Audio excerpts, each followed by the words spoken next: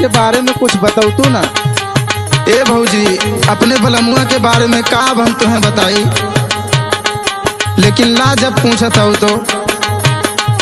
लालिया का जरवा सिंगार भेजले भौजी दुबई से,